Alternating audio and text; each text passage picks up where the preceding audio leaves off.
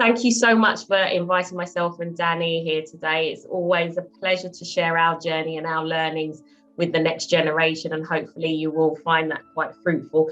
We are a fun bunch, so don't be scared to ask any question. There's no silly question whatsoever, because of course we were once upon a time 20 ourselves, and would have welcomed someone who has been there, done it, got the t-shirt to come and talk to me. But anyway, my journey started as an athlete at the age of 8 years old, and I hear that some of you have been doing your sport for a number of years now, and I'm really all for supporting the next generation to not make the same mistakes that I did, and hopefully help on that journey.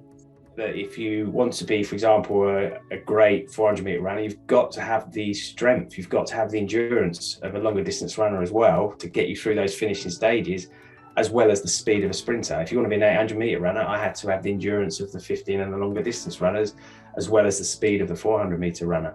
It wasn't just about our event. We had to do, and in doing the other events as well, we was learning different stuff all the time. I think just picking up on that point, Dan, I mean, we're laughing about it, but I think that's part of parcel of sport. You've got to have fun with it. Yes, it is painful, but you've got to find those elements that keep you going. You know, as sports people, you're always striving to the next thing, the next competition, to reach that pinnacle of your sport. But it absolutely is important. And this is where the coach really comes into play with it, because they're very much the directive in terms of your planning and moving forward. So conversation, I always say the power of conversation, you cannot beat it. And Danny and myself and my other training partners would have a lot of conversations with our coach, sit down, for example, at the end of a season, we'd sit down, evaluate the season, what went well, what did go well, what do we need to adjust, and then just sit back, pause, and then move forward, ready for the next season.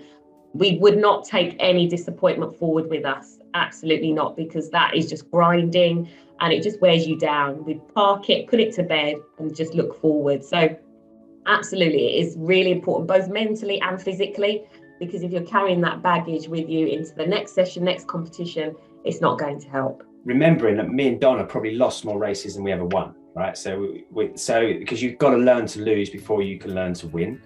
Got to make mistakes, and that's how we learn to be better athletes. The idea being that we don't make mistakes in the big competitions. But even me and Donna, and we've openly admitted, in Sydney, we both made mistakes that probably cost us Donna a medal, and me potentially a different medal. So, but we both moved on from it, and you're going to get injured, you're going to get ill, things are going to go well, things are going to go bad, but it's part of the journey. And if you want to have a long career, you've got to be prepared to embrace that. Me and Donna both suffered long periods of injury during our careers, but we got through it and we came out the other side of it. And I tell you what, when you come through those periods, it's a lot sweeter at the other end when things start to go well again. I knew it was going to be hard, but at the same time, I had to just think and focus on myself, not what everybody else was doing. My coach was the person that did the worrying, in all fairness. I always say that the stress that we have on ourselves is what we put on ourselves. And this is where that mental health really kicks in terms of understanding who you are, where you want to be, sticking to the plan, and control the controllables. We use that a lot. A question for both Danny and Donna. Do you think it's necessary to train with other people in a group? And second, or is it possible to do it on your own? And secondly, if you do those people, or at least some of those people, need to be, if you're aspiring to be the best, do some of them need to be competing at that level already? For me as well, it's about, when you go up into the senior ranks, model yourself on, it doesn't mean you have to be like them, but use the senior athletes, the experienced ones that you sort of, when you look at them and the way they behave in the training camps and the competition venues, model yourself on them, learn from them, use them as mentors. A lot of senior athletes are very, very, very willing to pass knowledge down to young athletes, and will have time for young athletes to help them on the journey, because the reason they are where they are is because they were probably mentored when they came through the ranks. We were surrounded by international athletes at the very highest level. We'd be training with them, learning from them, and actually that was probably what I call my apprenticeship, because I equate what Donna went through her junior ranks is just like doing an apprenticeship, learning how to be an athlete, making mistakes, right?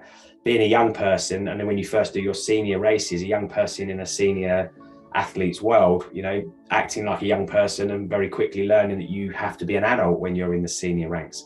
So I didn't have any of that. So I had to learn it. And the way I learned it was by surrounding myself with talented people. If you want to perform at the highest level, why not surround yourself with like-minded people, right? I was adamant to prove my parents wrong that I could actually work and do my sport at the same time. But it really did come down to that accountability piece and that responsibility and time management. In all honesty, it is possible.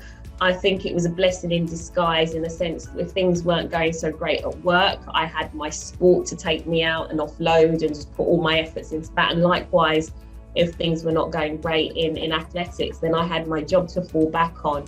Your whole careers are in front of you. Your eyes are wide open to the potential of your futures, and you don't know what's coming yet, right? You don't know what's out there for you. You just know what you want. And I just love that.